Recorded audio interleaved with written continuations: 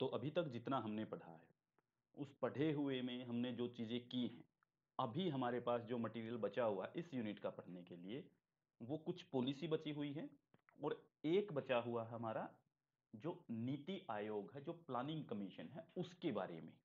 ठीक है, नीति आयोग के बारे में पढ़ेंगे। अगली ही क्लास नीति आयोग की है कल। ठीक है, कल शाम को जो क्लास होने वाली है वो नीति आयोग की ही क्लास होगी। ठीक है, कल दिन में जो क्लास होगी वो फॉरेन पॉलिसी की होगी, लास्ट क्लास। और लास्ट क्लास ही कल नीति आयोग वगैरह इनकी जो है वो कल आपकी शाम को हो जाएगी। तो आज की जो ये क्लास है, इस क्लास के बाद में एक क्लास बचती है बस, तो इसको शुरू कर लेते हैं। राइट टू एजुकेशन, ये आपको पता है कब आया था? 2009 में। राइट टू एजुकेशन, शिक्षा का अधिकार अधिनियम। ठीक है, ये 2009 में आता है।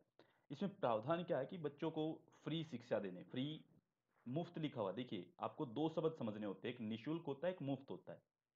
स्कूल के मामले में अगर मुफ्त लिख दिया जाए, तो मुफ्त का मतलब ये है कि बच्चा वहां पे आएगा, उसको ड्रेस भी मिलेगी, जूते भी मिलेंगे, उसको कॉपी पेन भी मिलेगा, उसको किताबें भी मिलेंगी, और उसको जो है कोई फीस भी नहीं देनी पड़ेगी। ये होता है मुफ्त। निशुल्क का मतलब होता है कि बच्चा स्कूल में आएगा, उसकी फीस नहीं लगेगी, एडमिशन फीस नहीं लगेगी। ठीक है, वो होता है निशुल्क। यानी कि उसको अपने, यानी कि उससे पढ़ने का कोई शुल्क नहीं लिया जा रहा, ड्रेस अपनी खुद लेके आएगा, किताबें खुद लेके आएगा, खाना घर से खुद लाएगा, यहाँ पे खाना भी खिलाएंगे। ये होता है मुफ्त। इसका मतलब होता है मुफ्त, फ्री। ठीक है, तो बच्चों को फ्री एजुकेशन, और जो अनिवार्य शिक्षा है, नेसेसरी एजुकेशन जो है, ठीक है, वो, उसका अधिकार जो है, ये शिक्षा का जो अधिनियम है ये उसको प्रोवाइड करवाता है। शिक्षा का अधिकार अधिनियम 2009 जो है, वो इस बात की गारंटी देता है कि बच्चे का जो है वो एजुकेशन लेने का अधिकार है। तो इस अधिनियम को जो संसद का एक अधिनियम जो है उसके द्वारा पारित किया गया था। संसद ने जो है इसको पारित किया था, कॉन्स्टिट्यूशनल राइट भी है ये, यह भी याद रखना है। ये अधिनियम जो है 6 से 14 वर्ष की आयु के बच्चों के लिए, 6 से 14 वर्ष की आयु के जो बच्चे हैं, यानी कि 6 से लेकर 14 वर्ष की आयु जिन बच्चों की है, उनको अनिवार्य और मुफ्त शिक्षा, ठीक है, यानी कि कंपलसरी एंड फ्री एजुकेशन का प्रावधान करता है। ठीक है, 2002 में जो है 86th अमेंडमेंट हुआ था। उस संशोधन के बाद जो है, उस संशोधन अधिनियम के बाद जो है, अनुच्छेद 21 में आर्टिकल 21A, इसके अंदर जो है एजुकेशन को डाल दिया गया था कि इसको फंडामेंटल राइट बना दिया गया। इसको क्या बना दिया? मौलिक अधिकार। यानी कि ये जो है संसद के अधिनियम द्वारा जो है, आरटीई, राइट टू एजुकेशन 2009 जो है ये दिया गया। और फंडामेंटल राइट कब दिया गया? 86th constitutional amendment in 2002, article 21A। ठीक है, आर्टिकल 21A यानी कि अनुच्छेद 21A के अंदर जो है 86th अमेंडमेंट के द्वारा जो है 2002 में ये फंडामेंटल राइट के अंदर डाल दिया गया। ठीक है, तो शिक्षा का अधिकार अधिनियम जो 2009, वो शिक्षा का अधिकार आरटी अधि 6 से 14 वर्ष के बच्चों के लिए हो गया। ठीक है, सभी बच्चों को प्राइमरी एजुकेशन देने की घोषणा करता है। ठीक है, प्राइमरी एजुकेशन प्रदान करेगा। ठीक है, ये शिक्षा को जो है एक फंडामेंटल राइट्स बनाता है, आर्टिकल 21 के अकॉर्डिंग उसको लागू करता है। ठीक है, दूसरी बात इसमें यह है कि जितने भी प्राइवेट स्कूल हैं, ये बहुत इंपॉर्टेंट चीज़ है, इसको बहुत जरूरी है, इसके ऊपर बहुत झगड़ा हुआ है। पर्सनली मैं बताऊं, इस मूवमेंट में मैं भी रहा हूं साथ में। ये जो मूवमेंट हुआ था, ये मूवमेंट 2013 से लेकर के 2013 के बाद में बहुत जबरदस्त मूवमेंट चला सोनीपत में, रोहतक में। ठीक है, उसके बाद में तब जाके यहाँ पे अधिकार मिला बच्चों को। ये क्या करता है? ये प्रोवाइड करवाता है। इसका जो ये एक्ट है ना, RTE, right to education act 2009, इसमें एक धारा आती है 134A, 134A। ठीक है, आपने कई बार पढ़ा होगा 134A को लेकर के बहुत झगड़ा है। आप कभी भी यूट्यूब पे या कहीं पे भी सर्च करना, 134A जो धारा है इसकी, वो कहती है कि जो प्राइवेट स्कूल हैं, उन प्राइवेट स्कूलों में जो है, जो गरीब बच्चे हैं, बीपीएल परिवारों से बच्चे आते हैं जो, उन बच्चों को 25% सीटें दी जाएंगी, आरक्षित सीटें। ठीक है, आरक्षित सीटें देने का अधिकार है, और उनसे कोई फीस नहीं ली जाएगी। ये राइट टू एजुकेशन यही कहता है कि फीस भी नहीं लेनी है भाई। जो भी 25% सीटें हैं वो उन बच्चों के लिए आरक्षित रहेंगी। ठीक है, तो यहाँ पे जो भी डिसएडवांटेज सेक्शन है, जो वंचित वर्ग है, उनके लिए जो हो 25% अनिवार्य आरक्षण होगा प्राइवेट स्कूलों में। इसके ऊपर प्राइवेट स्कूल नाराज थे, वो मना कर गए थे देने से। ठीक ठीक है। और इसके ऊपर बहुत झगड़ा हुआ था, बहुत सारे स्कूलों के टीचर भी पीटे गए थे, और बहुत सारे स्कूलों के अंदर मारपीट हुई है, बच्चों को भी भगाया गया है स्कूलों में से वापस। ठीक है, एडमिशन की लिस्ट लगती है बकायदा इसके लिए अब। ठीक है, ये बहुत लड़ झगड़ के हासिल किया गया अधिकार है। मतलब कि कानून ने दे दिया था, कानून देने के बाद भी नहीं मिल रहा था, लेकिन बहुत सारी जगहों पे दिया गया, कई जगहों पे जो है वो लड़ झगड़ के भी हुआ। मैं घटना बता रहा हूँ रोहतक और सोनीपत की, क्योंकि मैं यहीं पे जो है, यहीं पे रहा, इसी जगह पे मैंने जो है सारी की सारी अपनी एजुकेशन की, तो मैं शामिल रहा इस चीज़ में, मुझे पता था कि ये बहुत शानदार चीज़ है, ये होनी भी चाहिए। ठीक है, तो इसके अंदर जो है सारा डिसएडवांटेज सेक्शन शामिल है इस एक्ट के अंदर। ठीक है, देखो इसमें शामिल कौन कौन है, डिसएडवांटेज सेक्शन में जो है वो शामिल कौन कौन है। जो हम बात करें 25% सीटों में कौन बच्चे शामिल होंगे, 25% सीट जो है किन बच्चों के लिए होंगी। ये तो बोल दिया डिसएडवांटेज सेक्शन कि वंचित वर्ग, कौन सा वंचित वर्ग, वो होगा एससी एसटी। ठीक है, सामाजिक रूप से पिछड़ा हुआ वर्ग यानी कि socially backward class. Socially backward class कौन होती है, जो एससी कैटेगरी है, जो एसटी है, और जो ओबीसी कैटेगरी है, उनको सोशल बैकवर्ड क्लास माना जाता है। ठीक है, फिर जो है डिफरेंटली एनाल्ड निशक्त जन, यानी कि कुछ अलग तरीके के भी जो है, जेंडर स्पेसिफिक भी हो सकते हैं, वो ट्रांसजेंडर भी हो सकते हैं, या फिर आप लगा लीजिए कि ब्लाइंड पीपल भी हो सकते हैं, उन लोगों के लिए भी अधिकार है। तो इसमें जो बच्चे नॉन एडमिटेड हैं, ठीक है, उनके लिए ये एक उपयुक्त आयु वर्ग में भर्ती होने का प्रावधान भी किया गया है।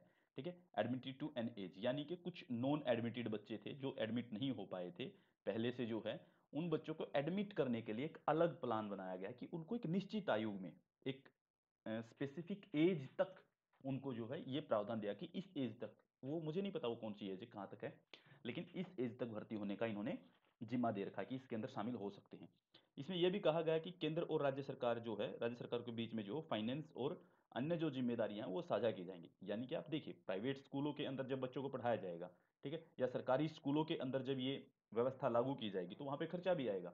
खर्चे का मतलब ये है कि जैसे बच्चों को फीस, बच्चों की फीस का खर्चा है, ठीक है, टीचर्स की जो सैलरी देनी है वो खर्चा है, साथ में जो है बच्चों के फूड का खर्चा है, मिड डे मील जो चलता है वो तो पूरा सेंटर स्पॉन्सर्ड है। ठीक है, मिड डे मील की जो योजना जो हमने कल ही पढ़ी थी पूरी सेंटर स्पॉन्सर्ड है। ठीक है, दूसरी फिर चीज जो है इसके साथ में कि जो बच्चों के कपड़ों का खर्चा है, जो उनकी ड्रेस का खर्चा है, उनकी किताबों का जो खर्चा है, ये दोनों चीज, सारी चीजें मिला करके सेंट्रल गवर्नमेंट और स्टेट गवर्नमेंट, ये दोनों मिलकर के इसके पूरे फाइनेंस का खर्चा, दोनों को साझा जिम्मेदारी होगी, दोनों की साझा जिम्मेदारी होगी। ठीक है, इसमें कुछ जो क्राइटेरिया रखे गए हैं, जो क्राइटेरिया डिसाइड किए गए हैं, वो क्या है वो देख लेते हैं, कौन से स्टैंडर्ड हैं, ठीक है, कौन से पैमाने हैं जिनको डिसाइड किया गया, कौन से संबंधित। पहली चीज तो ये है कि पीपुल सिक्स पीपल पुपिल शिक्षक शिक्षक अनुपात, ये इसको हटा देना, पीपल शिक्षक अनुपात आएगा। ठीक है, यानी कि पीपल टीचर्स रेशियो। ठीक है, ये आएगा कि प्राइमरी लेवल पे पीपल टीचर्स रेशियो जो है, यानी कि स्टूडेंट की रेशियो जो, यानी कि 30 स्टूडेंट पे एक टीचर होना। ठीक है, एंड अपर प्राइमरी, प्राइमरी से ऊपर का जो लेवल है वो बताया इन्होंने कि 35 बच्चों पे एक टीचर होना। ये बात ध्यान रखने की है, ये पेपर में आज तक पूछी नहीं गई है, लेकिन ये टेक्निकल चीजें हैं, ये पूछी जा सकती हैं। पेपर का लेवल जो स्टैंडर्ड जो है वो चेंज जिस तरीके से होता जा रहा है, उसमें जो है ये चीप बातें पूछी जा सकती हैं, चीप ही बातें ही है कि इतनी अंदर तक के जाके पूछना कि प्राइमरी लेवल पे स्टूडेंट और टीचर का जो रेशियो है वो क्या होगा, स्टूडेंट टीचर रेशियो जिसको हम कहेंगे, पीटीआर जिसको हम बोलते हैं, तो उसका जो रेशियो होगा वो प्राइमरी लेवल पे तो होगा 30:1, यानी कि 30 बच्चे एक टीचर। ठीक है, अपर प्राइमरी, प्राइमरी से ऊपर जब जाएंगे, उससे ऊपर के जब लेवल पे जाएंगे, ठीक है, उसमें होगा कि 35:1, यानी कि 35 बच्चों पे एक टीचर, ये होगा। दूसरी चीज इसमें यह कही गई है कि जो बिल्डिंग एंड जो बेसिक स्ट्रक्चर है, भवन और बुनियादी ढांचा जो है, यानी कि बिल्डिंग, जो स्कूल की बिल्डिंग होती है, बुनियादी ढांचे का मतलब होता है कि उसके अंदर जो है अच्छी पानी की व्यवस्था है, उसके अंदर बैठने के लिए बेंचेज हैं, बैठने के लिए, या फिर फर्श बना रखे हैं जो टाट बोलते हैं जिनको, वो हों। ठीक है, बोर्ड जो है वो बोर्ड बनाने वो शानदार होने चाहिए। ठीक है, बच्चों के लिए जो है वो रुकने की, रहने की अच्छी व्यवस्था होनी चाहिए वहां पे। ठीक है, वॉशरूम वगैरह अच्छे होने चाहिए लड़कियों के लिए। वो सब चीजें जो हैं, वो सारी की सारी चीजें जो हैं वो बुनियादी ढांचे के अंदर आती हैं। ठीक है, ये सब चीजें। अच्छा, मेरी वॉइस बिल्कुल ठीक आ रही है, क्लियर आ रही है आप सभी के पास? जी सर। ठीक है, ओके। Yes sir. फिर जैसे तीसरी चीज इसमें डिसाइड की गई, स्कूल कार्य दिवस, यानी कि स्कूल का टाइम क्या होगा, यानी कि एक स्कूल में काम करने के एक टीचर के क्या घंटे होंगे। स्कूल कार्य दिवस डिसाइड किया गया है कि स्कूल वर्किंग डेज जिसको आप बोलते हैं, स्कूल वर्किंग डेज मिनिमम 200 दिन एंड 220 दिन, यानी कि प्राइमरी लेवल पे जो क्लासेज होंगी 200 दिन कम से कम, और अपर प्राइमरी लेवल पे, प्राइमरी लेवल से ऊपर जो है वो होंगी 220 दिन कम से कम क्लासेस साल के अंदर। यानी कि साल में कितने दिन होते हैं, साल में होते हैं 365 दिन। 365 दिन में जो है उसमें से प्राइमरी लेवल पे 200 दिन क्लास लगाना जरूरी है, ठीक है। 220 दिन जो है वो अपर प्राइमरी लेवल पे लगाना जरूरी है। फिर शिक्षक के काम के घंटे, यानी कि शिक्षक कितने घंटे काम करेगा, तो उसको डिसाइड किया गया कि शिक्षक के जो हैं 45 घंटे होंगे, 45 आवर्स पर वीक, यानी कि हर हफ्ते कितने घंटे, 45 घंटे। यानी कि मान लीजिए 7 दिन होते हैं, संडे की छुट्टी होती है, ठीक है, 6 दिन उसको क्लास लगानी है, तो 6 दिन अगर क्लास लगाएंगे तो एक दिन में कितने घंटे हो गए, कितने घंटे टीचर को पढ़ाना पड़ेगा 6 दिन अगर क्लास लगती है तो लगभग 7.5 घंटे, 7.5 घंटे पर डे पढ़ाना है उसको, ठीक है। ये ड्यूटी दी गई टीचर को, काम तो बहुत जबरदस्त हो रहा है ये, मतलब समझ नहीं आ रहा है कि हम पिछड़ कहाँ रहे हैं। ये इतनी सारी चीजें जो हैं, इतना स्ट्रिक्टनेस कानून बना करके भी हम पिछड़ कहाँ रहे हैं, इतनी सारी चीजें देने के बाद भी, ठीक है। अब इसमें एक और चीज है, नो डिटेंशन पॉलिसी का एक क्लोज था। इसमें नो डिटेंशन पॉलिसी का एक क्लोज था। नो डिटेंशन पॉलिसी का मतलब समझते हैं आप, एक बार आया था ना, इसको विरोध भी हुआ था कि सरकार ने ये बोल दिया है कि अब बच्चों को फेल नहीं किया जाएगा।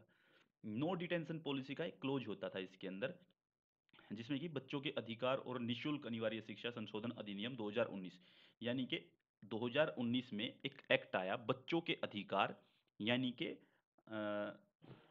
राइट टू चाइल्ड एंड निशुल्क अनिवार्य शिक्षा, यानी कि free free and compulsory education amendment act, ठीक है। यानी कि इसको हिंदी में ही कर लीजिएगा आप, बच्चों के अधिकार और निशुल्क अनिवार्य शिक्षा संशोधन अधिनियम 2019। इसके तहत इसको हटा दिया गया कि बच्चे को फेल नहीं कर सकते, नो डिटेंशन पॉलिसी जो है बच्चे को फेल नहीं कर सकते, इस क्लोज को हटा दिया गया 2019 के एक्ट में, ठीक है। और ये जो क्या है कि ये जनगणना के अलावा अन्य गैर शिक्षक कार्यों के लिए शिक्षकों की तैनाती, स्थानीय प्राधिकरण, राज्य विधानसभा और संसद के चुनाव और आपदा राहत के लिए भी प्रावधान करता है। देखो इसमें कई चीजें और भी हैं, यानी कि टीचर जो काम करते हैं, टीचर्स को जो है वो भी, ये नहीं कि सिर्फ उसको पढ़ाना है, इसमें ये भी दिया गया टीचर जो है वो गैर शिक्षक कार्य भी उसको करने पड़ सकते हैं, नॉन टीचिंग वर्क जो है वो भी करना पड़ेगा, ठीक है। उनकी तैनाती जो है वो की जा सकती है, कहाँ पे की जा सकती है, स्थानीय प्राधिकरण के अंदर, ठीक है। यानी कि जो लोकल काम करवाने हैं उनके अंदर भी दिया जा सकता है। राज्य विधानसभाओं के जब चुनाव होते हैं, ठीक है, यानी कि राज्य के अंदर जब स्टेट इलेक्शन होते हैं, या फिर संसद के जब चुनाव होते हैं, यानी कि मेंबर ऑफ पार्लियामेंट के लिए जब चुनाव होता है, या फिर कभी मान लीजिए कि कोई डिजास्टर हो जाए देश के अंदर, ठीक है, और उसके अंदर जो है मैन पावर की जरूरत पड़े, तो वहां पर भी जो है इनको भेजा जा सकता है टीचर्स को, इसमें ये भी डाल दिया गया था, ठीक है। और ये अपेक्षित, यानी कि यहाँ पे requisite entire entry and academic qualification, यहाँ पे ये भी चीज ध्यान रखिएगी कि एक एकेडमिक क्वालिफिकेशन के साथ जो है उसको अपॉइंट किया जाएगा शिक्षक को, कोई भी टीचर जो होगा उस टीचर को जो है उसकी एकेडमिक क्वालिफिकेशन होनी जरूरी है, जरूरत के अनुसार, यानी कि जितनी उसे चाहिए, रिक्वेसाइट एंट्री, ठीक है, एंड एकेडमिक क्वालिफिकेशन, ये दो चीजें बहुत जरूरी हैं, यानी कि अपेक्षित, प्रतिष्ठित और शैक्षणिक योग्यता जो है वो होनी बहुत जरूरी है। कुछ चीजों को ये बैन भी करता है, कुछ चीजों को प्रतिबंधित करता है, ठीक है। कौन सी चीजें, जैसे पहली तो ये कि शारीरिक दंड और मानसिक उत्पीड़न, यानी कि एक बच्चे को जो है वो फिजिकली पुनिश नहीं किया जा सकता, मानसिक उत्पीड़न नहीं किया जा सकता उसका, ये भी प्रावधान करता है। फिर ये कहता है कि बच्चों के प्रवेश के लिए स्क्रीनिंग प्रक्रिया, यानी कि बच्चों को एडमिशन देना है तो उसके लिए टेस्ट नहीं लिया जा सकता है, बिना टेस्ट के उनको डायरेक्ट एडमिशन देना पड़ेगा। फिर है कैपिटेशन शुल्क, यानी कि बच्चों से जो है वो किसी तरीके का जो है वो शुल्क नहीं लिया जाएगा, ठीक है। फिर है कि शिक्षकों द्वारा निजी ट्यूशन, यानी कि जो टीचर हैं वो कभी भी अपना प्राइवेट ट्यूशन नहीं चला सकते हैं। फिर है बिना मान्यता के स्कूलों को चलाना, यानी कि एक चीज ये है कि अगर किसी स्कूल को मान्यता नहीं है तो उन स्कूलों को नहीं चलाया जा सकता, ये भी एक यहाँ पे डाल देगा। फिर बच्चे के अनुकूल, चाइल्ड फ्रेंडली, एक और चीज यहाँ पे ये डाली गई कि बच्चों को जो पढ़ाना है वो चाइल्ड फ्रेंडली होना चाहिए। चाइल्ड फ्रेंडली का मतलब है कि बच्चा कैसे समझता है, बच्चे के साथ टीचर को दोस्ती बना के पढ़ाना है, उसको जो है पुनिश करके, डरा के, धमका के, ठीक है, मानसिक तौर पे उसको परेशान करके किसी चीज से इस तरीके से नहीं पढ़ाना, बच्चे को दोस्त बनाइए, बच्चे के साथ घुल मिल करके उसको पढ़ाइए, ठीक है। फिर चाइल्ड सेंटर होनी चाहिए, कि चाइल्ड सेंटर का मतलब है कि बच्चा समझना कैसा चाहता है, यानी कि मान लीजिए कि जब मैं आपको पढ़ा रहा हूं तो मुझे ये देखना पड़ेगा कि आपकी समझ में आएगा कैसे, आप कैसे पढ़ना चाहते हैं। ठीक है, मान लीजिए मैं तो कहूँ कि नहीं, मैंने शुरुआत में एक बात बोली थी कि हमने कोई भी क्लास जो शुरू की है वो आपके टाइम के अकॉर्डिंग हम देख रहे थे। हम हर एक व्यक्ति से पूछता था ना मैं यही बात, कि आपका टाइम हो रहा है एडजस्ट, नहीं हो रहा है। फिर मैंने आपको ये बोला कि थोड़ा थोड़ा आप एडजस्ट करो, थोड़ा मैं करता हूँ। ठीक है, वो होता है चाइल्ड सेंटर्ड, कि बच्चा किस समय पे पढ़ना चाहता है, कैसे पढ़ना चाहता है। ठीक है, टीचर सेंटर्ड होता है कि मान लीजिए मैं बैठा हूँ, मैंने कहा कि देखिए मैं लूंगा दिन में 12 बजे क्लास, आपको लेनी है नहीं लेनी है मत लीजिए, मुझे नहीं मतलब है। लेकिन चाइल्ड सेंटर्ड हो गई, चाहे बच्चे बोले कि सर देखिए मेरी 1 बजे तक क्लास होती है, ठीक है, उसके बाद मैं ले सकता हूँ। कोई बोले कि सर 2 बजे तक मैं स्कूल में रहता हूँ, उसके बाद मैं क्लास ले सकता हूँ। ठीक है, कोई बोल रहा है शाम को कि सर देखिए हम घर में काम करने वाले हैं सभी, तो हम 6 बजे तो क्लास नहीं ले सकते, हम 8 बजे क्लास ले लेंगे, तब तक हमारा काम खत्म हो जाएगा। ये होता है चाइल्ड सेंटर्ड, कि हम बच्चों को ध्यान में रख करके, बच्चे का टाइम क्या है, वो किस समय पे फ्री हो सकता है, किस समय पे वो पढ़ सकता है, किस समय पे वो टाइम दे सकता है, ये होता है चाइल्ड सेंटर्ड। यानी कि बच्चों को ध्यान में रख करके एजुकेशन देनी है यहाँ पे। ठीक है, बच्चों के साथ फ्रेंडली होकर के, हमने ग्रुप में भी यही बात हम रखते हैं कि हम कभी टीचर और स्टूडेंट के रिलेशन में नहीं आना चाहते। हम चाहते कि हम एक दोस्त की तरह पढ़ें, क्योंकि ना तो मैं आपसे ज़्यादा बड़ा, ना आप मुझसे ज़्यादा छोटे। ठीक है, लगभग मतलब कि 4-5 साल का गैप है हमारे बीच में, ज़्यादा से ज़्यादा। ठीक है, तो ये सिस्टम उनको अपनाने की बात हुई थी कि, और फिर ये एक और बात थी कि चाइल्ड फ्री ऑफ फियर, यानी कि बच्चे जो हैं वो किससे फ्री होने चाहिए, डर से, डर मुक्त शिक्षा होनी चाहिए। उनको डर नहीं हो कि कल टेस्ट होगा, टेस्ट नहीं होगा तो टीचर जो है वो पनिशमेंट देंगे, डंडे मारेंगे, या इधर उधर की मुझे दो चार सुना के रखेंगे। मान लीजिए पनिशमेंट नहीं दी, हमारी सोसाइटी का माहौल कैसा है बच्चे को डराने वाला। बच्चों को ऐसे डरा देते हैं कि वो आया क्लास में, उसको खड़ा क्या, उसको जलील करना शुरू कर देंगे। अच्छा, तू पढ़ता ही नहीं है, तेरा बाप तो ये करता था, ठीक है, तू ऐसे घूमता है, क्या पहन के आया हुआ है, तुझे तो रहना नहीं आता है, तुझे खाना नहीं आता है, इस तरीके की बातें करेंगे। तेरा तो, तेरे घर में कोई पढ़ाई लिखाई नहीं है, तू कैसे पढ़ेगा, ऐसे टोंट मार के। ये फियर है, ये डर है एक बच्चे के अंदर कि तुझे कहा क्या जा रहा है। यही एक इफेक्ट होता है, यही एक चीज है जो हम डिबेट में लेकर के चलते हैं कभी भी, कि बच्चे को किसी चीज का डर नहीं होना चाहिए, डर से मुक्त होना चाहिए वो। ठीक है, उससे, यानी कि डर जो है उससे फ्री होना चाहिए वह बच्चा जो है, तब पढ़ाई करेगा वो। तो यहाँ पे जो है बच्चे के अनुकूल 3 चीजें हैं, कि एक तो चाइल्ड फ्रेंडली होनी चाहिए, एक चाइल्ड सेंटर्ड एजुकेशन होनी चाहिए, चाइल्ड फ्री ऑफ फियर, डर से फ्री बच्चा होना चाहिए। ठीक है, वो चीज। फिर है स्कूल, सरकार ने जो वो स्कूल शिक्षा के लिए, यानी कि स्कूल एजुकेशन के लिए जो है एक इंटीग्रेटेड स्कीम भी शुरू की थी। ठीक है, एक इंटीग्रेटेड स्कीम भी शुरू की थी जिसका नाम है, ये नाम याद रखने का, नाम है समागम शिक्षा अभियान, हिंदी में भी और इंग्लिश में भी यही नाम है, समागम शिक्षा अभियान। ये भी शुरू की थी इंटीग्रेटेड। ठीक है, चाइल्ड इंटीग्रेटेड स्कीम के लिए शुरू किया गया था ये। ठीक है, integrated child integrated development scheme कुछ इस तरीके से ही है अभी। ठीक है, तो समागम शिक्षा अभियान शुरू किया गया कि सभी के लिए शिक्षा का, ठीक है, समान रूप से शिक्षा देने का। ठीक है, जिसे स्कूली शिक्षा की 3 योजनाओं के साथ जो है स्थान पे शुरू, यानी कि स्कूल की कोई 3 प्लानिंग होती थी स्कूली शिक्षा की, स्कूल एजुकेशन के लिए 3 प्लानिंग की गई थी, उनकी जगह पे उनको रिप्लेस करके ये लेके आए गए थे समागम शिक्षा अभियान। आपको सर्च करके मुझे ये बताना है कि समागम शिक्षा अभियान जो है वो कब शुरू किया गया था, आपको सर्च करना है, अपनी क्लास के बाद कर लेना। ये किसकी जगह पे आया था, एक तो सर्व शिक्षा अभियान की जगह पे, सर्व शिक्षा अभियान, इसको रिप्लेस किया था इसने। दूसरा, ये भी आपको सर्च करना है, सर्व शिक्षा अभियान कब शुरू किया गया था। फिर है राष्ट्रीय माध्यम शिक्षा अभियान, आरएमएस से, राष्ट्रीय माध्यम शिक्षा अभियान, ये भी आपको सर्च करना है, इसको भी रिप्लेस कर दिया था इसने। ठीक है, इसके बाद है शिक्षक शिक्षा पर केंद्र प्रायोजित योजना, CSSTE, CSSTE, ये 2019 का प्रोग्राम था। ठीक है, इसको भी रिप्लेस कर दिया समागम शिक्षा अभियान ने। ठीक है, ये आपको ध्यान रखनी है। तो इन तीनों को रिप्लेस करने के बाद जो समागम शिक्षा अभियान लाया गया, जो एक इंटीग्रेटेड स्कीम थी बच्चों के लिए, स्कूली एजुकेशन के लिए। ठीक है, फिर आरटीई के अंदर संशोधन किया गया, राइट टू एजुकेशन के अंदर 2019 में संशोधन कर दिया गया, संशोधन करके जनवरी 2019 में इसे पारित किया गया। ठीक है, और इसमें किस चीज को हटा दिया गया, नो डिटेंशन पॉलिसी जो है उसको हटा दिया गया, यानी कि बच्चे को फेल नहीं कर सकते। पहले था 2009 में जो एक्ट आया था उसमें कहा कि कोई भी स्कूल जो है 8th क्लास तक बच्चे को फेल नहीं करेगा। ठीक है, ये प्रावधान था, अब उस प्रावधान को हटा दिया, उसको बोलते हैं नो डिटेंशन पॉलिसी। ठीक है, तो ये नो डिटेंशन पॉलिसी जो है उसको हटा दिएगा। पहले आरटी एक्ट 2019 के तहत जो कक्षा 8 के लिए, 8 तक जो है डिटेन नहीं किया जाता, नहीं फेल नहीं किया जाता। अब क्या है, अब संशोधन के अकॉर्डिंग क्या हुआ, ये राज्यों पे छोड़ दिया गया है कि क्या जो डिटेंशन पॉलिसी है क्या वो उसको कंटिन्यू करेंगे। स्टेट के ऊपर छोड़ दिया कि स्टेट इसको कैसे डील करेगी। स्टेट चाहे तो रख सकती है कि हम फेल नहीं करेंगे, या स्टेट चाहे तो उसको जो है फेल कर सकती है। ठीक है।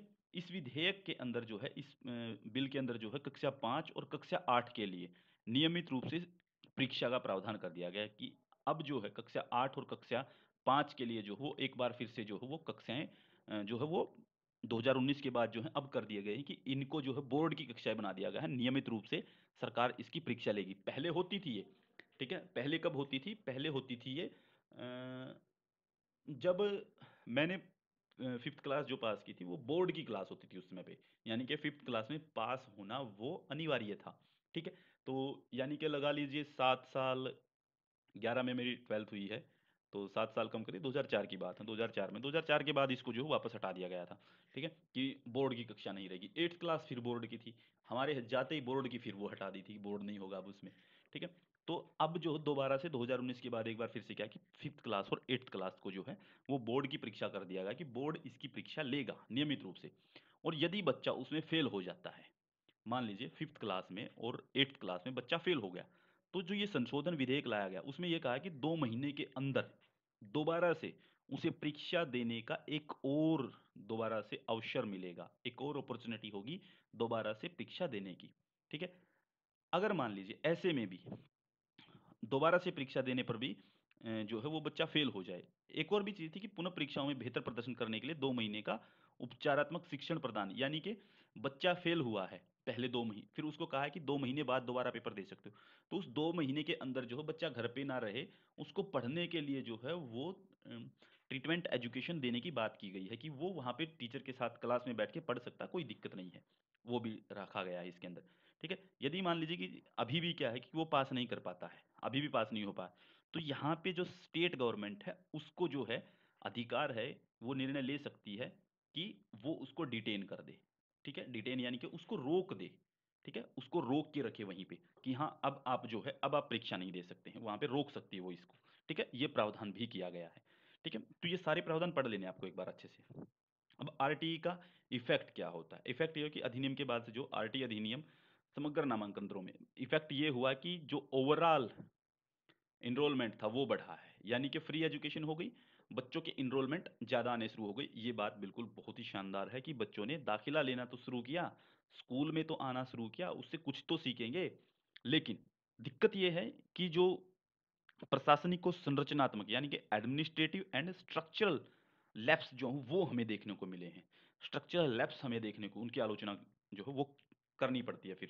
ठीक है, यानी कि प्रशासन ने इनिशिएटिव नहीं लिया, प्रशासन ने काम सही नहीं किया, स्ट्रक्चर जो बनाया गया वो खराब निकला, स्ट्रक्चर को ढंग से इंप्लीमेंट करने में नाकाम रहा हमारा एडमिनिस्ट्रेशन, हमारा प्रशासन। ठीक है, ये बात भी हमारे सामने आती है।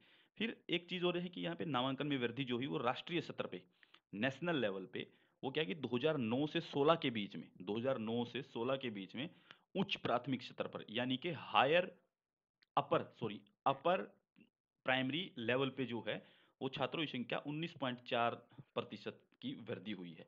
यानी कि जहाँ पे 100 बच्चे एडमिशन लेते थे वहाँ अब 119 बच्चों ने एडमिशन लेना शुरू कर दिया था 2009 से 2016 के बीच में।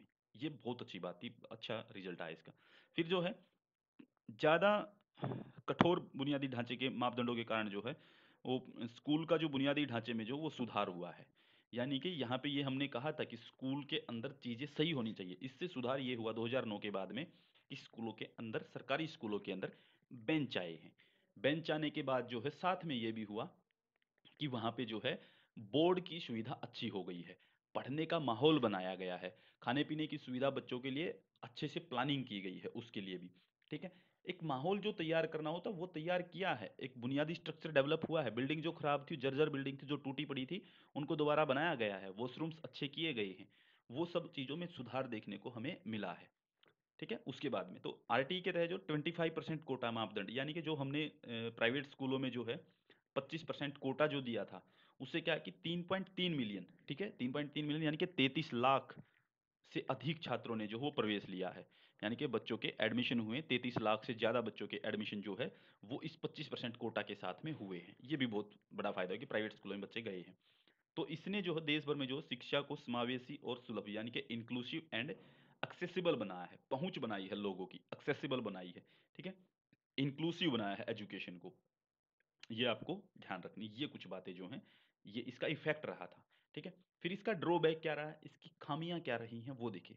देख बात तो ये ठीक है कि राष्ट्रीय लेवल पे हमने क्या किया है कि इसके आंकड़े बढ़े हैं, राज्यवार हर एक स्टेट वाइज जो है इसके अंदर डिस्क्रेपेंसी जो है, डिस्क्रिपेंसी जो है वो हमें देखने को मिलती हैं, ठीक है। उसको छुपाते हैं, स्टेट अपनी खामियों को छुपाते हैं, नहीं हमारे साथ नहीं हुआ है, ये गलत है, उसको छुपा लेते हैं, ठीक है। राज्य जो कमियां करता है उसको छुपा लेता है। फिर सीखने की जो गुणवत्ता है उस पर कोई ध्यान नहीं दिया गया।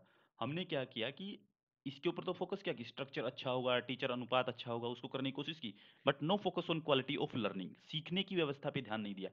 आज भी जो आप देखेंगे, मैं आपको सच बताता हूँ बिल्कुल क्लियर कट, मैं पिछले, आपको पता है मैं स्कूल में जाता था पढ़ाने, गवर्नमेंट स्कूल, 11th और 12th क्लास को पढ़ाता था। वहां पे समस्या ये देखने को मिली कि 11th और 12th क्लास के बच्चों को जो है वो सही से हिंदी नहीं पढ़नी आ रही है। अब हिंदी भी नहीं पढ़नी आ रही तो ये बड़ी समस्या थी, बहुत बड़ी समस्या थी, क्योंकि ये बच्चे जो हैं 11th और 12th क्लास के बच्चे थे। समस्या यही रही कि उनके सीखने की क्वालिटी पे ध्यान ही नहीं दिया कि बच्चा सीखेगा कैसे। पुनिशमेंट तो हमने बंद कर दी, हर तरीके की पुनिशमेंट बंद कर दी, फेल करना बंद कर दिया, ठीक है। ध्यान उस चीज पे देना था कि बच्चा सीखेगा कैसे, कैसे पढ़ेगा वो, उसके ऊपर फोकस नहीं किया गया, ठीक है। तो एसर की जो रिपोर्ट है ये उसने बताया भी है, एसर जो है एक रिपोर्ट जारी करता है, उसने ये बात बताई भी है। फिर शिक्षकों की कमी, लैक ऑफ टीचर्स, आरटीई द्वारा अनिवार्य छात्र शिक्षक अनुपात को प्रभावित करती है। देखिए क्या है कि यहाँ पे हमने डिसाइड कर दिया कि 30 बच्चों पे जो है वो एक टीचर होगा, ठीक है, या फिर 35 बच्चों पे एक टीचर होगा। तो इससे क्या हुआ कि स्कूल में मान लीजिए कि स्कूल के अंदर बच्चे हैं 700, 700 बच्चे हैं, तो मान लीजिए 700 बच्चों पे कितने टीचर होने चाहिए, इसके अकॉर्डिंग 30:1 के अकॉर्डिंग 700 के अकॉर्डिंग कितने होंगे, 20 और 23 टीचर, 23 टीचर होने चाहिए, कम से कम 23 टीचर। लेकिन टीचर कितने मिलेंगे, टीचर मिलेंगे कि यहाँ पे तो 15 टीचर हैं, 60 टीचर की कमी। क्यों, किस कारण से, कि आपने जो अनुपात बनाया उसके अकॉर्डिंग कमी हो रही है, ये कि 30 बच्चों पे एक टीचर कहां से लेके आए। अब सरकार को ये दिक्कत हो गई, क्योंकि सरकार ने फिर क्या ये समझा कि ये बोझ पड़ेगा एजुकेशन के ऊपर, बहुत ज्यादा पैसा खर्च होगा, तो सरकार ने भर्तियां ही नहीं की इस मामले में। 30:1 की जो बात है वो हुई नहीं। हरियाणा में जेबीटी को बंद कर दिया गया। हरियाणा की ही मैं बात करूं तो हरियाणा में जो है जेबीटी टीचर्स की भर्ती देखिए कितने साल हो गए हुए, क्या 2015-16 के बाद में कोई भर्ती हुई है, क्या टीचर रिटायर नहीं हुए होंगे, ठीक है, क्या टीचर्स की कमी नहीं आई होगी स्कूलों में। अब सोच के देखिए कि 7-8 साल से किसी एक पोस्ट की भर्ती नहीं हो रही है, ठीक है। तो यहाँ पे इससे हुआ क्या कि अनुपात 30:1 होना चाहिए था, अब अनुपात बढ़ के क्या होगा, टीचर्स की कमी के कारण जो है टीचर्स भर्ती नहीं की सरकार ने, वो अनुपात हो गया 45:1 पे आगे पहुंच गई बात। अब तो 15 बच्चे बढ़ गए, ठीक है।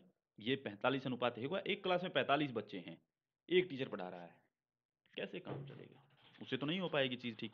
तो effects the quality of teaching, तो इससे क्या है कि टीचिंग की जो क्वालिटी है वो खराब होती है फिर, ठीक है।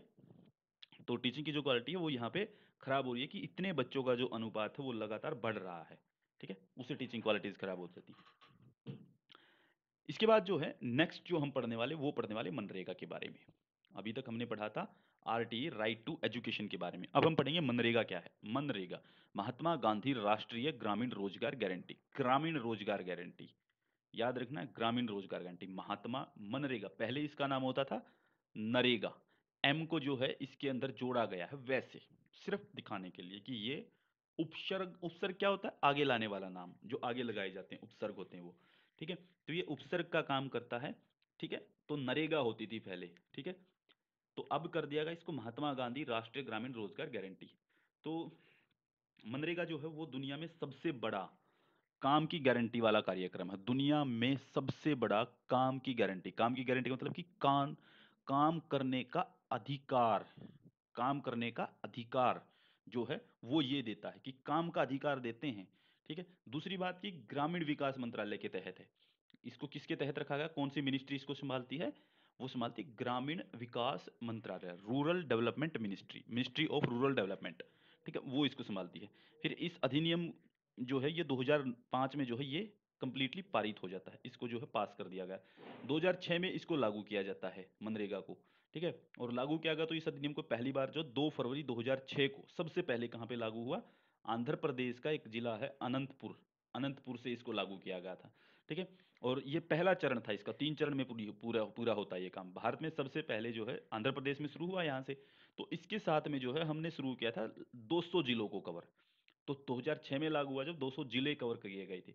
उसके बाद इसको जो है 2008 7 में लागू किया गया दोबारा से।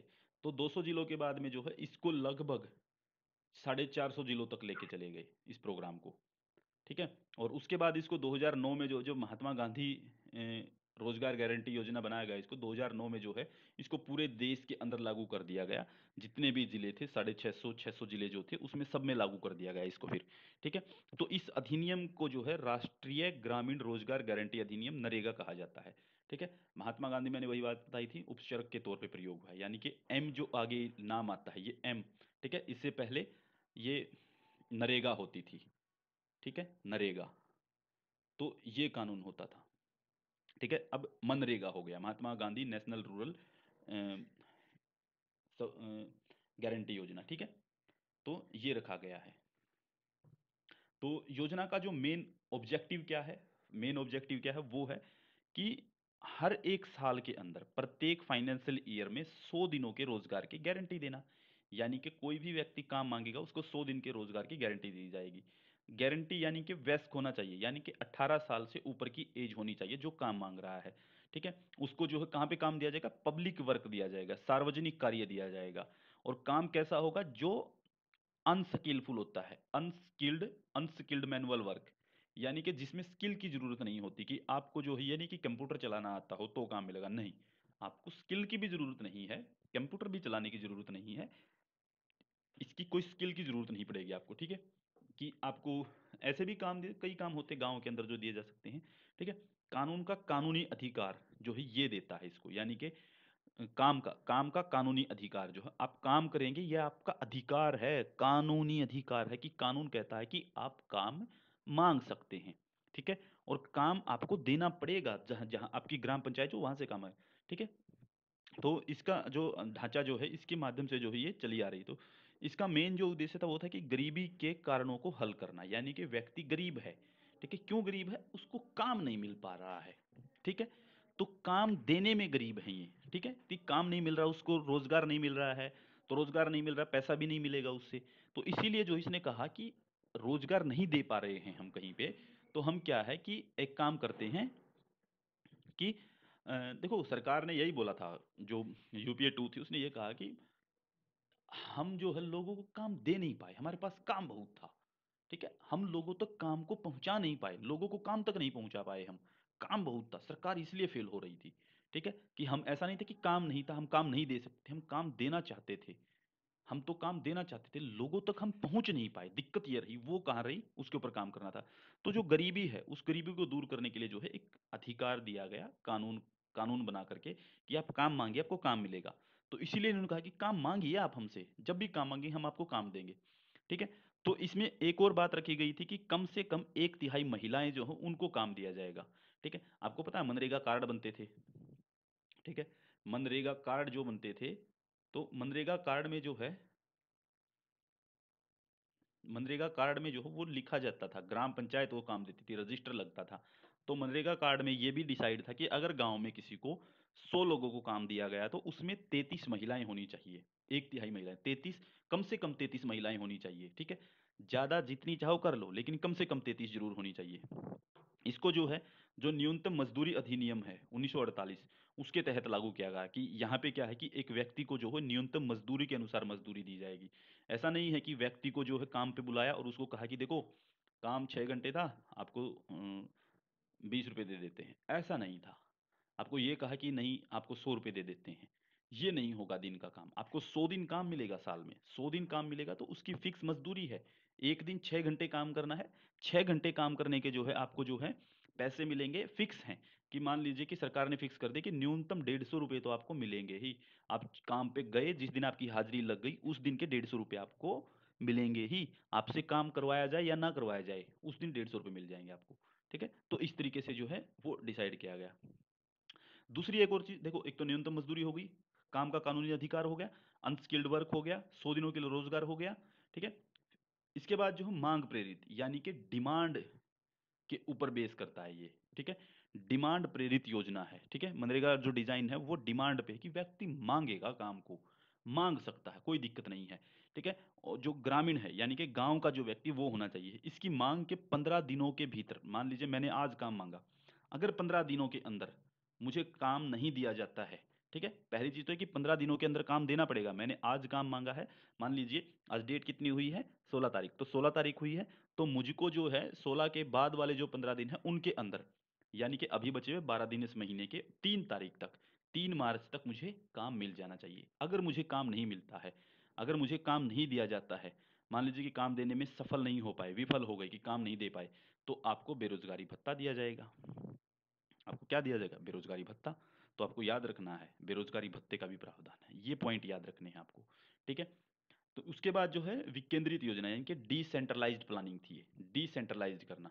ठीक है, इन कार्यों की जो योजना बनाने के लिए और उन्हें लागू करने में जो है पंचायती राज जो इंस्टीट्यूशन है, पंचायती राज संस्थाएं जो है, पीआरआई जो हैं, वो बहुत इंपॉर्टेंट रोल देती हैं यहाँ पे। ठीक है, वहीं पे ये डिसाइड करते हैं कि डिसेंट्रलाइजेशन की प्रक्रिया को जो है मजबूत करने पे जोर दिया गया है, कि डिसेंट्रलाइजेशन की जो प्रक्रिया है उसको मजबूत किया जाएगा।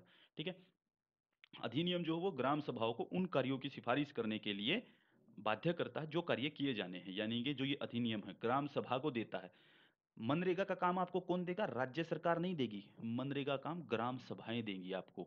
आपको किसी से नहीं मांगना, ग्राम सभा से, आपकी गांव की पंचायत जो है उससे ये काम मांगना है आपको। ठीक है, तो उन कार्यों की सिफारिश करने के लिए बाध्य करता है जो कार्य किए जाने चाहिए, जो किए जा सकते हैं। ठीक है, कम से कम 50% कार्यों को उनके द्वारा निष्पादित किया जाना चाहिए, यानी कि जो काम करने लायक हैं वो 50% काम जो वो मनरेगा के थ्रू करवाए जाएं। ठीक है, सरकार यानी कि सरपंच के हाथ में कुछ डिसाइड होता है कि आप इतने तक के काम करवा सकते हैं अपनी मर्जी से। ठीक है, तो अपनी मर्जी से जो आप काम करवा सकते हैं वो जो है उनका 50% काम जो है आप मनरेगा से करवाएंगे। ठीक है, तो मनरेगा जो है वो bottom to up, bottom up उसको फिक्स करती है, यानी कि नीचे से ऊपर की तरफ। ठीक है, फिर लोक केंद्रित यानी कि पब्लिक पीपल सेंटर्ड है। फिर डिमांड ड्रिवन है, मांग संचालित है। आत्म चयन यानी कि सेल्फ सिलेक्शन, मैं सेलेक्ट करूंगा, ये बातें जो आ रही है ना, ये bottom up, people centred, demand driven, self selection, ये आपको याद रखनी है। फिर जैसे कि राइट बेस्ड प्रोग्राम, यानी कि अधिकार आधारित कार्यक्रम है, कि मुझे अधिकार है, मैं काम मांग सकता हूँ। कानून मांग कानून कहता है कि मुझे काम मिलना चाहिए। तो मनरेगा जो है वो एकीकृत संसाधन प्रबंध और आजीविका पीढ़ी के परिप्रेक्ष्य के लिए महत्वपूर्ण है, यानी कि आपका जो लिविंग स्टैंडर्ड है, आपका लाइवलीहुड जो है उसको जनरेट करती है ये, कि आपको जीने के लिए जो जरूरी चीज है उसके लिए इंटीग्रेटेड एक प्लानिंग है, इंटीग्रेटेड मैनेजमेंट है। ठीक है, वो एक काम करती है। ठीक है, तो ये था आपका मनरेगा वाला प्रोग्राम। मनरेगा से क्वेश्चन और भी आ सकते हैं कहीं से भी, अभी इसके अंदर अमेंडमेंट भी किए जा चुके हैं मनरेगा में। ठीक है, वो मैंने इसमें शामिल नहीं किए हैं। ठीक है, छोटे मोटे अमेंडमेंट हैं, वो ज़्यादा हैं भी नहीं। लेकिन दिक्कत ये है कि इस बार भी जो है हमारा जो बजट आया है उसमें मनरेगा का जो बजट है वो कम कर दिया गया है। समझ में नहीं आ रहा हो क्यों रहा है ये चीज़ें। ठीक है, खैर हम उसके ऊपर डिबेट नहीं करेंगे, हमारी डिबेट जो है हमारा पढ़ने का मकसद है, हम नेट के लिए पढ़ रहे हैं। इसके बाद चलते हैं दीनदयाल ग्रामोदय योजना। दीनदयाल ग्रामोदय योजना, ग्राम उदय करने के लिए, इनके भारत के ग्रामीण भागों में निभाद बिजली, ठीक है, अनइंटरप्टेड पावर सप्लाई, यानी कि ऐसी पावर सप्लाई जो कि आपको 24 घंटे बिजली दे सके, 24 घंटे बिजली देने का प्रोग्राम है ये, दीनदयाल ग्रामोदय योजना, इंटरप्टेड पावर सप्लाई। ठीक है, वो हमें मौजूद करवानी है। इसमें क्या है कि पहली चीज तो ये, इसके उद्देश्य क्या है, इसके क्या मोटिव है इसको लेके आने का, पहला तो ये है कि सभी गांव में बिजली पहुंचाना, जितने भी गांव हैं गांव के अंदर बिजली पहुंचाना। दूसरा है कि फील्ड सेपरेशन, यानी कि किसानों को, दूसरी की किसान जो है उनको पूरी बिजली मिलनी चाहिए, पर्याप्त बिजली सप्लाई होनी चाहिए। और जो अन्य जो उपभोक्ता हैं उनको नियमित आपूर्ति सुनिश्चित करने के लिए फीडर का अलगाव, यानी कि जो फीडर है, जो हमारा जो प्लान है उसको अलग से तैयार करना, किसानों को पर्याप्त बिजली देने का प्लान है ये। ठीक है, ये आपको ध्यान रखनी है ये बात। ठीक है, तो ये फीडर सेपरेशन की बात भी करती है साथ में। मतलब कि किसानों के लिए अलग से, ठीक है, और जो अन्य उपभोक्ता हैं उनको अलग से, इनके लिए अलग फीडर सेपरेशन है कि इनको अलग होगी, इनको अलग होगी। ठीक है, ये नहीं कि इसके अंदर जोड़ी जाएगी, अलग होगी। फिर जैसे कि आपूर्ति की गुणवत्ता, यानी कि जो आप सप्लाई कर रहे हैं वो अच्छी बिजली होनी चाहिए। अच्छी बिजली का मतलब ये है कि टिमटिमाती बिजली ना हो, डिम लाइट जानते हैं ना, कम लाइट आना, बल्ब कम चसना, वो चीज़। ठीक है, फिर विश्वसनीयता में सुधार होना चाहिए, यानी कि जो लोग विश्वास करते हैं कि बिजली टाइम पे आ रही है नहीं आ रही है, उसके लिए उप प्रसारण, यानी कि सब ट्रांसमिशन एंड डिस्ट्रीब्यूशन वो फेयर होना चाहिए। ठीक है, डिस्ट्रीब्यूशन फेयर होना चाहिए, वो सब चीज़ें यहाँ पे होनी जरूरी है। फिर है घाटा कम करने के लिए पैमाइश, यानी कि बिजली बोर्डों में घाटा रहता है हमेशा, तो उस घाटे को कम करना, और कम कैसे कर सकते हैं हम, मीटर लगा करके, ज़्यादा से ज़्यादा मीटर लगाए जाएं to reduce the loose losses, यानी कि मीटर अगर हमने लगा दिए, ठीक है, लोगों तक बिजली पहुंचाने के लिए, तो हमें पता चल जाएगा कहाँ पे बिजली कम हो रही है, कहाँ पे ज़्यादा चोरी हो रही है, तो उस चोरी को रोकना, और चोरी के कारण घाटा होता है, तो इसलिए जो है ये metering to reduce the losses, ठीक है, मीटरिंग करनी है हमें। फिर है 2014 में इसको घोषित किया गया था, ये भी याद रखने की चीज़ है, 2014 में जो है इसकी घोषणा हो गई थी। इसके बाद आपका आता है अटल पेंशन योजना। अटल पेंशन योजना, अटल पेंशन योजना क्या है कि ये योजना जो है 9 मई 2015 को शुरू की गई थी। ठीक है, भारतीयों के लिए, भारतीयों के लिए मतलब कि इंडियंस के लिए, विदेशियों के लिए नहीं, विदेशियों का मतलब कि यहाँ पे कोई आ रहा है पेंशन नहीं दे सकते हम उसको, वो मतलब है भारत के लोगों के लिए, सिर्फ इंडिया के नागरिक, भारतीयों के लिए, विशेषकर गरीबों के लिए। ठीक है, जो डिसएडवांटेज सेक्शन है उनके लिए। ठीक है, उसके बाद जो असंगठित क्षेत्र के जो श्रमिक हैं, असंगठित क्षेत्र के वर्कर का मतलब है कि जो अनऑर्गेनाइज सेक्टर में जो वर्क करते हैं लोग, उनकी बात कर रहे हैं। अनऑर्गेनाइज सेक्टर जो है वो होता है जिसके अंदर प्राइवेट सेक्टर ज़्यादा आता है। ठीक है, उसके लिए जो है एक सार्वभौमिक सामाजिक सुरक्षा प्रणाली, यानी कि यूनिवर्सल सोशल सिक्योरिटी आएगा, SCU आएगा। ठीक है, सिक्योरिटी सिस्टम है ये, यूनिवर्सल सोशल सिक्योरिटी सिस्टम है। ठीक है, बनाने के उद्देश्य से इसको शुरू किया गया था कि वर्कर्स जो हैं, गरीब जो हैं, जो डिसएडवांटेज सेक्शन जो है, उन लोगों की पेंशन बनानी है हमें, यानी कि गरीबों की पेंशन होगी, वंचितों की पेंशन होगी, और जो वर्कर हैं, मजदूर जो काम करते हैं, उन तक ये योजना पहुंचानी, उनकी भी पेंशन बनाई जाएगी। ठीक है, फिर जैसे है इसके अंदर प्रशासित, यानी कि इसको प्रशासित कौन करता है, इसको चलाता कौन है, इसका एडमिनिस्ट्रेशन किसके पास है, वो है राष्ट्रीय पेंशन प्रणाली, NPS। ठीक है, नेशनल पेंशन सिस्टम जो है उसके पास है, नेशनल पेंशन स्कीम जो है। तो पेंशन फंड नियामक और विकास प्राधिकरण, यानी कि pension fund regulatory agency and development authority through national pension system sector. ठीक है, जो नेशनल पेंशन सिस्टम सेक्टर जो है उसके द्वारा जो है इसको चलाया जाता है, pension and regulatory and development authority जो है वो इसके अंदर शामिल है। ठीक है, तो ये इसको चलाते हैं। फिर इसके लिए एलिजिबिलिटी क्या रहेगी, एलिजिबिलिटी क्या है कि आपको जो है अटल पेंशन योजना के अंदर शामिल होता है, पहली चीज़ तो भारत का नागरिक होना चाहिए। ठीक है, अटल पेंशन योजना में जो शामिल होने के लिए जो आपकी ग्राहक, यानी कि जो सब्सक्राइबर है जो इसको लेगा, उसकी उम्र जो 18 से 40 के बीच में होनी चाहिए। ठीक है, 18 से 40 के बीच में होगी। यदि कोई सब्सक्राइबर जो जल्दी जुड़ता है, 18 से पहले जुड़ता है, तो वो, या फिर देर से जुड़ता है, तो योगदान जितना उसका, मतलब कि जितना उसने डिस्ट्रीब्यूट किया, जितना उसने कंट्रीब्यूट किया है, उसको अलग अलग लेवल पे, ठीक है, अलग अलग लेवल पे उसको फायदा दिया जाएगा, कि जिस लेवल पे व्यक्ति जुड़ता है, यानी कि मान लीजिए कोई 18 का होते ही जुड़ गया, कोई 25 का होके जुड़ गया, कोई 35 का होके जुड़ गया, इस तरीके से जुड़ने की बात है। ठीक है, तो जिस तरीके से वो जुड़ेगा उसी तरीके से फायदा होगा उसको बाद में। बेनिफिट क्या है देखिए, ये बेनिफिट देती कि 60 वर्ष की आयु प्राप्त करने तक, यानी कि जब तक व्यक्ति 60 वर्ष का हो जाएगा। ठीक है, जब व्यक्ति 60 वर्ष का हो जाता है उसके बाद जो है 1,000 रुपये से लेके 5,000 रुपये तक जो है आपको न्यूनतम गारंटी पेंशन प्रदान करता है, यानी कि हर महीने आपको 1,000 से 5,000 रुपये जो है वो मिल सकते हैं 60 की उम्र होने के बाद में। ये अटल पेंशन योजना है।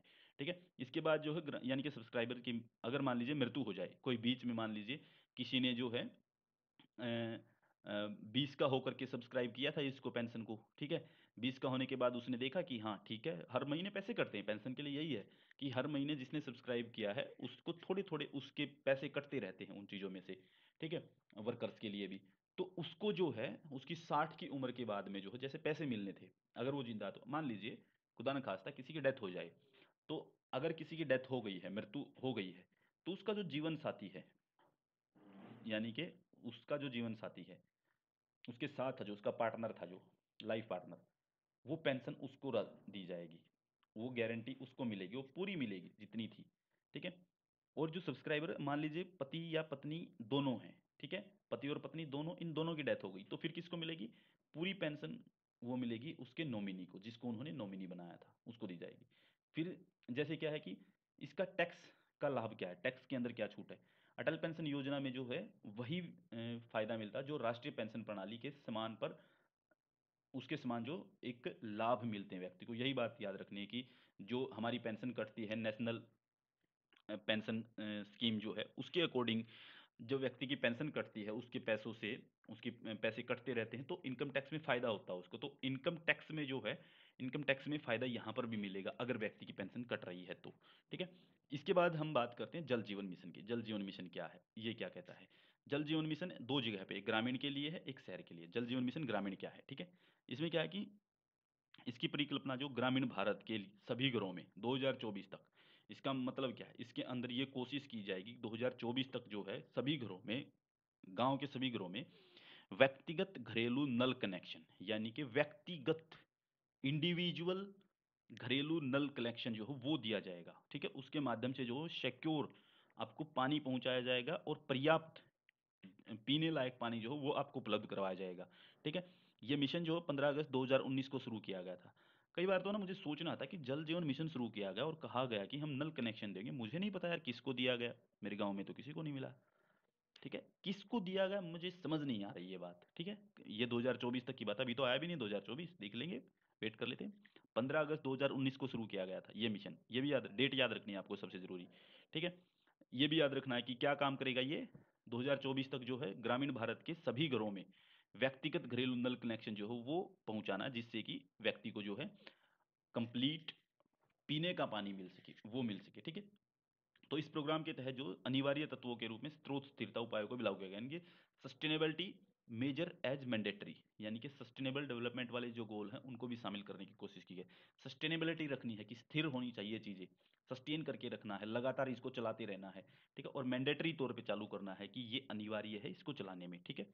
जैसे कि भूजल प्रबंध, यानी कि grey water management, grey water management यानी कि भूमि के जल को सिक्योर करना, वाटर कंजर्वेशन पानी की सिक्योरिटी के लिए, ठीक है, जल संरक्षण वो करना, वर्षा का जो पानी है यानी कि बारिश का जो पानी उसके माध्यम से जो है वो दोबारा से पुनर्भरण करना है। यानी पुनर्भरण क्या है कि रेन वाटर एंड हार्वेस्टिंग, ठीक है। पुनर्भरण का मतलब ये है कि दोबारा से जो पानी है जो खराब ना हो, बारिश का जो पानी आता है उसको वापस जमीन में अ, भेज दिया जाए, उसको कहीं पे ऐसे ना हो कि वो गंदे पानी में जा रहा है वहां पे जा रहा है, नहीं ऐसा नहीं करना है, वापस जमीन में उसको पहुंचा देना है, ताकि जो है उसके ऊपर अच्छे से जो है दो पानी जो खराब होता है भूजल संबंध से जो हम बात करते हैं, जमीन का जो पानी खत्म हो रहा है वो खत्म ना हो पाए, ठीक है, और वो साफ सुथरा हो जाए। तो इसके अंदर जो पानी समितियां, ग्रामीण जल आपूर्ति प्रणालियां योजना, ये नाम भी ऐसा ही है, पानी समितियां ग्रामीण जलापूर्ति प्रणालियों की योजना। फिर इसको क्रियान्वयन, प्रबंधन, यानी कि क्रियान्वयन की इम्प्लीमेंटेशन, मैनेजमेंट, मैनेजमेंट और फिर इसका जो है संचालन करना, इसका रख रखाव करना कौन करता है? वो करता है पानी समितियां ग्रामीण जलापूर्ति प्रणाली की योजना, ये करती है। इसमें क्या है कि कम से कम 50% महिला जो है, महिला सदस्यों को जो है इसमें स्वयं सहायता समूहों को उनको शामिल किया जाता है कि ठीक है, महिलाओं को 50% महिलाएं इसमें शामिल होंगी पानी समितियों के अंदर, ठीक है, और स्वयं सहायता समूह जो होते हैं वो इसमें शामिल होंगे, ठीक है।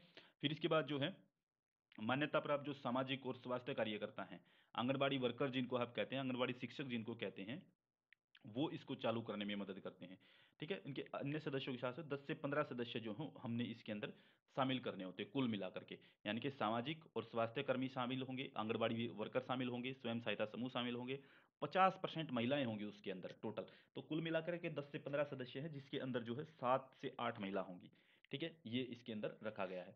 समितियां सभी उपलब्ध ग्राम संसाधनों को मिला करके एक एक वार्षिक ग्राम कार्यक्रम योजना है कि one time village action plan, ठीक है, वन टाइम यानी कि एक पूरा वार्षिक जो ग्राम कार्यक्रम है उसकी योजना तैयार करती कौन?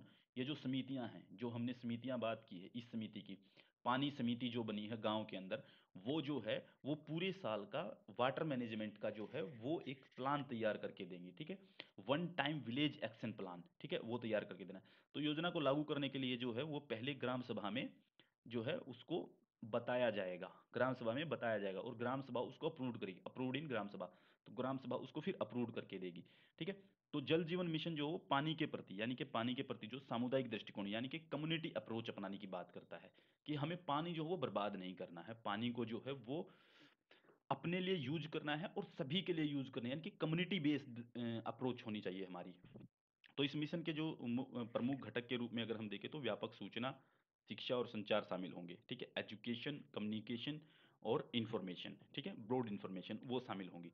हाल ही में पिछले दिनों क्या हुआ कि जून 2022 में केंद्र सरकार ने जो घोषणा की कि 50% से अधिक ग्रामीण घरों में हमने नल जो है उसकी सप्लाई जो है वो पानी की सप्लाई जो है वो शुरू कर दी है नल के माध्यम से। यानी कि 2022 तक, 2019 से शुरू किया था, 2022 तक प्लानिंग का तो बिल्कुल ठीक चल रही है, 50% तक पहुंचा है, 2024 तक 50% और पहुंच जाएंगे 2 साल में, हो सकता है। ठीक है।